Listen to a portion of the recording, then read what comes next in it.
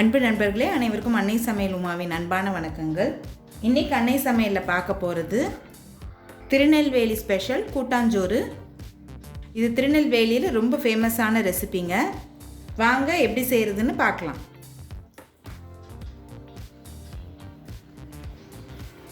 கடாயில் தேவையான அளவு எண்ணெய்.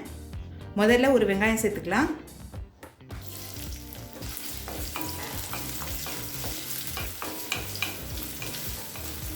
அடுத்து தக்காளி சேர்த்துக்கலாம்.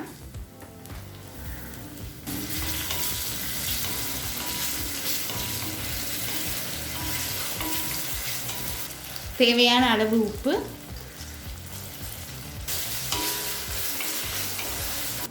அடுத்தது கொஞ்சம் அவரைக்காய், ஒரு கேரட்,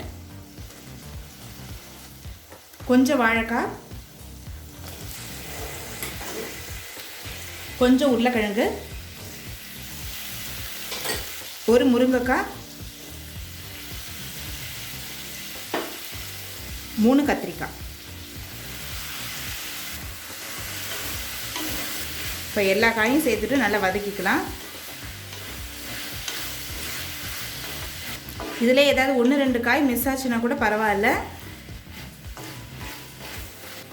அடுத்து கொஞ்சம் முருங்கைக்கீரை சேர்த்துக்கலாம்.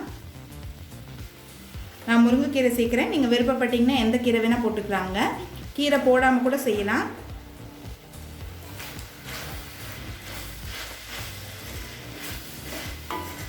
உங்களுக்கு பார்த்தீங்கனாலே தெரியும், ரொம்ப சத்தான ஒரு சாதம் இது. கீரை இருக்குது, காய் இருக்குது, பருப்பு இருக்குது. ரொம்ப ரொம்ப சத்தானது, செய்கிறதுக்கு ரொம்ப ரொம்ப சுலபமானது கூட. நம்ம காய் நறுக்கிறது மட்டும்தான் கஷ்டம், மற்றபடி ரொம்ப ஈஸியாக செஞ்சிடலாங்க. அடுத்தது கொஞ்சம் மஞ்சள்தூள் சேர்த்துக்கலாம்.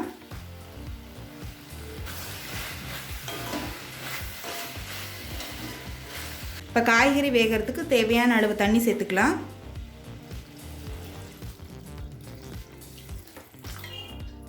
இப்போ காய் நல்லா முக்கால் பதம் வேகிற வரைக்கும் வெயிட் பண்ணலாங்க. இப்போ குக்கரில் 5 கப் தண்ணி சேர்த்துக்கலாங்க.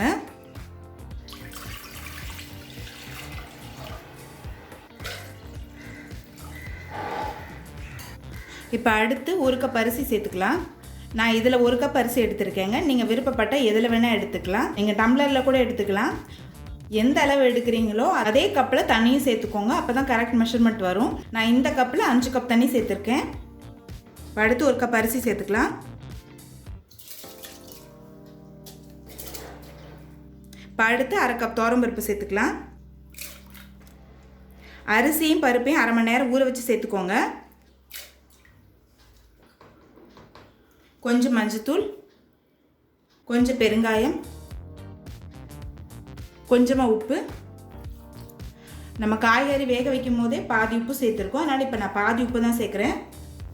இப்போ எல்லாத்தையும் நல்லா மிக்ஸ் பண்ணிக்கலாங்க. இப்போ மூடி போட்டு குக்கர்லேருந்து 5 விசில் வந்தோடனே இறக்கி வச்சிடலாம். அரிசியும் பருப்பும் வெந்துட்டுருக்க நேரத்தில் நம்ம மசாலா அரைச்சிக்கலாம். 1 டீஸ்பூன் சீரகம், 1/4 கப் தேங்காய் துருவல், 10 காஞ்ச மிளகாய். நம்ம காரத்துக்கு எதுவுமே சேர்க்கவே இல்லை. இப்போ தான் நம்ம மிளகா சேர்க்க போகிறோம். 10 சின்ன வெங்காயம். இப்போ இது எல்லாத்தையும் மிக்சியில் நைஸாக அரைச்சிக்கலாங்க. இப்போ குக்கர்லேருந்து 5 விசில் வந்துருச்சுங்க. அரிசியும் பருப்பும் எப்படி வெந்திருக்குன்னு பார்க்கலாம்.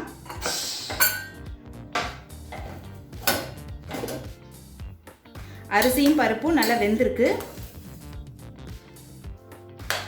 இப்போ இதை எடுத்து தனியாக வச்சிடலாம். இப்போ காய் பார்த்தீங்கன்னா நல்லா வெந்திருக்கு. இப்போ இந்த காய்கறியை வேக வச்சு அரிசி பருப்பில் சேர்த்துக்கலாங்க.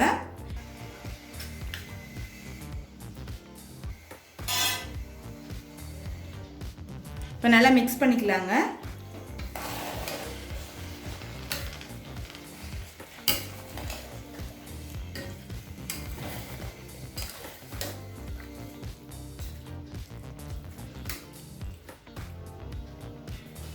ஒரு நெல்லிக்காய் அளவு புளியை கரைச்சி இதில் சேர்த்துக்கலாம்.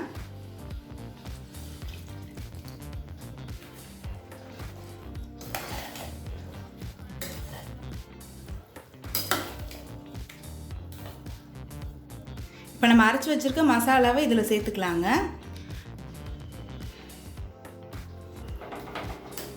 நல்லா மிக்ஸ் பண்ணிக்கலாங்க. இந்த மசாலா நீங்கள் கடைசியில் தாங்க சேர்க்கணும். அப்போ தான் கூட்டாஞ்சோறு நல்லா வாசனையாக இருக்கும்.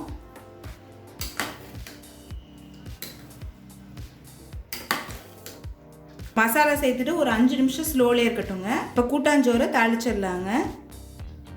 கடாயில் தேவையான அளவு எண்ணெய், இப்போ கொஞ்சமாக நெய் சேர்த்துக்கலாம். நெய் சேர்க்குறது ஆப்ஷனல் தாங்க, நீங்கள் விருப்பப்பட்டால் சேர்த்துக்கலாம், இல்லைனா வேண்டாம்.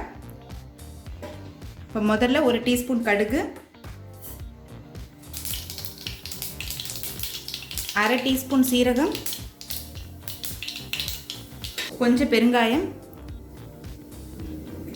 கொஞ்சம் கருவேப்பிலை, 2 காஞ்ச மிளகாய், கொஞ்சம் சின்ன வெங்காயம்.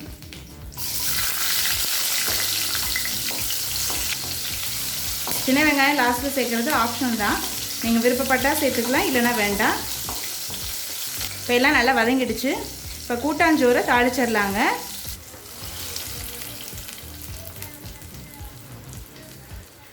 நல்லா மிக்ஸ் பண்ணிக்கலாம்.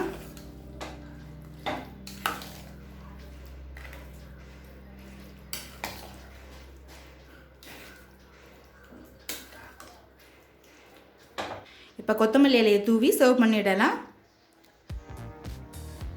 இப்போ கூட்டாஞ்சோறு ரெடி ஆயிடுச்சுங்க, சர்வ் பண்ணிடலாம்.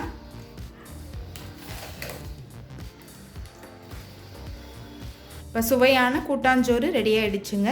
ரெசிபியை ட்ரை பண்ணி பாருங்கள், கண்டிப்பாக உங்களுக்கே பிடிக்கும். ரெசிபி பிடிச்சிருந்ததுன்னா வீடியோவை லைக் பண்ணுங்கள், கமெண்ட் பண்ணுங்கள், ஷேர் பண்ணுங்கள்.